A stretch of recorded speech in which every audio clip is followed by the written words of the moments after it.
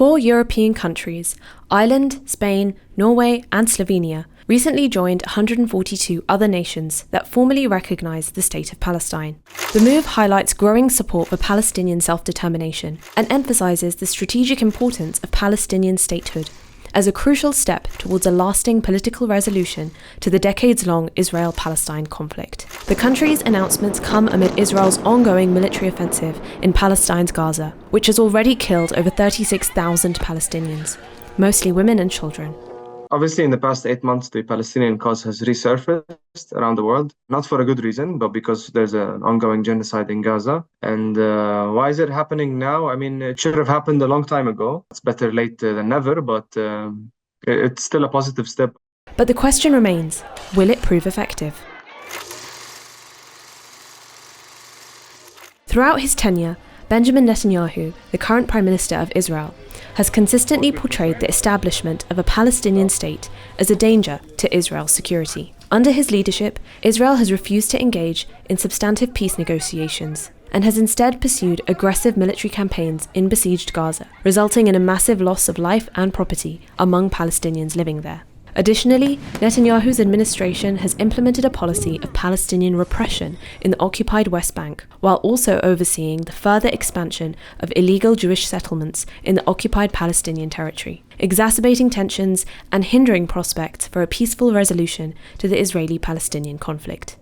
It is not in Netanyahu's interest or in Israel's interest to see an independent Palestinian state. I mean, if you look at the Israeli political scene today, you won't find a partner for peace. And this is what the Israelis kept claiming for decades, that there is no partner for peace on the Palestinian side. When the 4 European states announced their plans to recognise Palestine as a state, Netanyahu's reaction was predictable. הכוונה של מספר מדינות באירופה להכיר במדינה פלסטינית היא פרס לטרור.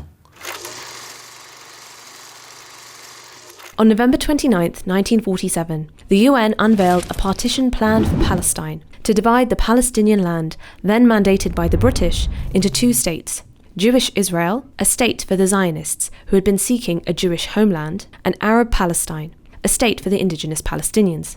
The city of Jerusalem, which is sacred to Muslims, Christians, and Jews, was to become a UN-controlled international zone. Assuming that a significant number of Jews would immigrate to the future Jewish state, the plan granted Zionists 56% of historical Palestine, while offering Palestinians only 43%.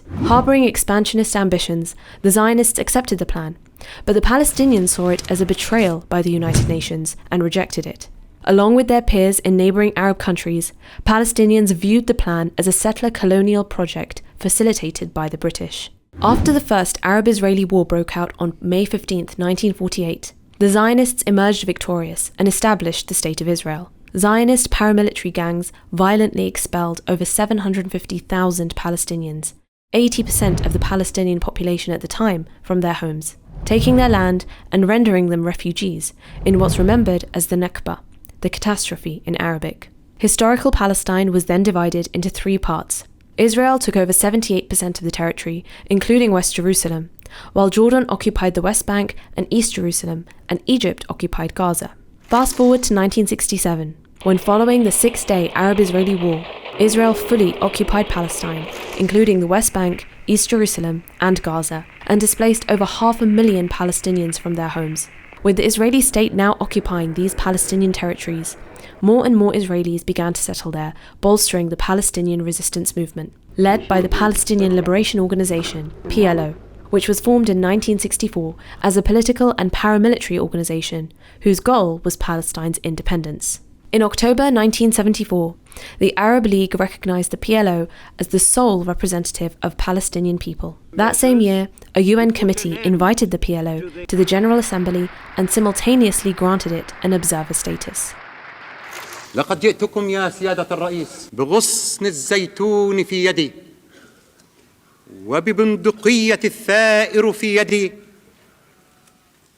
فلا تسقط الغصن الأخضر من يدي لا تسقط الغصن الأخضر من يدي.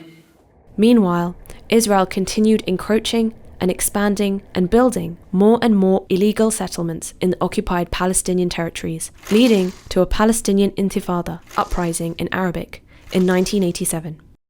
A year later, the PLO proclaimed the State of Palestine, which was also acknowledged by the UN. The spotlight then shifted to the Oslo Accords, first signed by Israel and the PLO in 1993, and then in 1995. As part of the agreements, the PLO recognized the State of Israel, and Israel recognized the PLO. The Peace Accords proposed a framework for a two-state solution and laid a pathway for a Palestinian state through the Palestinian National Authority. But in retrospect, many Palestinians now consider them an obstruction. When they say a negotiated two-state solution, they mean that, the Israelis, the occupier, the occupying power, have to compromise for the occupied people. And this is unrealistic because it won't happen, especially that there is no incentive for it to happen as long as Israel is acting with impunity and there is no international accountability. In 2011, Palestinians seeking international recognition and legitimacy for their aspirations of statehood took a bold step forward and applied for UN membership. While the Security Council vetoed their request for full membership, the UN did grant them an honorary non-member observer state status. The recognition of Palestine by less influential states may irk Israel, but if powerhouse nations like Germany, France, or the United Kingdom were to follow suit, such developments could provoke stronger reactions from Tel Aviv. Experts argue that despite being largely symbolic, recognizing Palestinian statehood affirms the legitimacy of Palestinians to secure a homeland of their own.